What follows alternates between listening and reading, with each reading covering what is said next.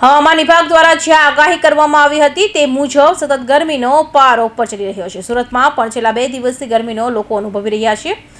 મોટાભાગના લોકો બપોરના સમયે ઘરમાંથી બહાર નીકળવાનું ટાળી રહ્યા છે। સતત વધતા ટેમ્પરેચરને કારણે બહાર કામકાજ અર્થે નીકળેલા લોકો પણ તબિયત બગડવાને ડરથી સાવચેતી રાખી રહ્યા છે। ત્યારે આરોગ્ય વિભાગ દ્વારા ઉધના ખરવાનગર બીઆરટીએસ પર મુસાફરી કરતા લોકો માટે પાણી અને ઓઆરએસની વ્યવસ્થા કરવામાં આવી છે।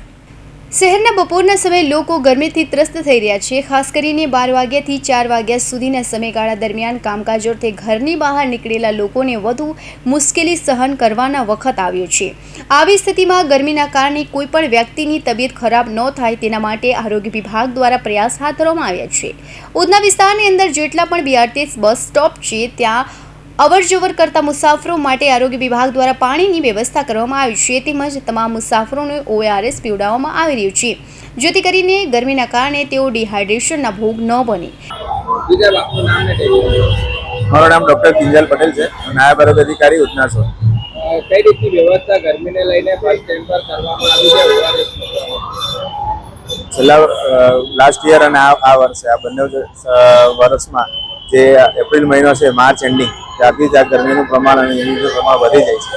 એટલે જે પબ્લિક ટ્રાન્સપોર્ટમાં ને એ લોકો જે ચાલતા જતા હોય અને બસમાં જે ટ્રાવેલ કરતા હોય તો એ લોકોને ડિહાઇડ્રેશનના એના ચાન્સીસ થઈ જાય છે ગરમીને લીધે। તો દરેક બસ સ્ટેન્ડ પર આપણે પાણીની સાથે ઓઆરએસની સુવિધા ઉપલબ્ધ રાખેલી છે। ઉધનામાં આવા 20 બીઆરટીએસ બસ સ્ટેન્ડ છે, જે તમામ પર આપણે અત્યારે પાણીની સુવિધા 2 ટાઈમ સવારે અને બપોર પછી આપણે રાખીએ છીએ। એની સાથે ઓઆરએસ બી રાખીએ છીએ।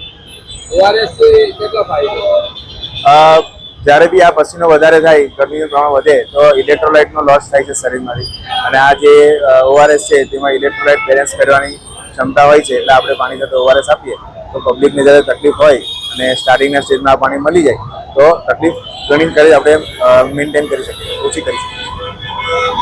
ઉધના નાયબ આરોગ્ય અધિકારીએ જણાવ્યું હતું કે એપ્રિલ મહિનાના અંતમાં ગરમીનું પ્રમાણ વધી જાય છે। શહેરની અંદર ખૂબ જ મોટા પ્રમાણમાં લોકો કામકાજ અર્થે બહાર નીકળતા હોય છે, ત્યારે બીઆરટીએસ બસનો ઉપયોગ કરતા હોય છે।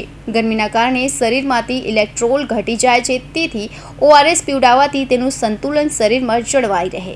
ઉધના વિસ્તારમાં 20 જેટલા બીઆરટીએસ બસ સ્ટેન્ડ છે, તમામ ઉપર સવારે અને સાંજે પાણીની વ્યવસ્થા કરવામાં આવી છે, અને ઓઆરએસ પણ બસ સ્ટેન્ડ પર આવતા મુસાફરોને આપવામાં આવી રહ્યા છે, જેથી કરીને તેમને કોઈ તકલીફ ન થાય।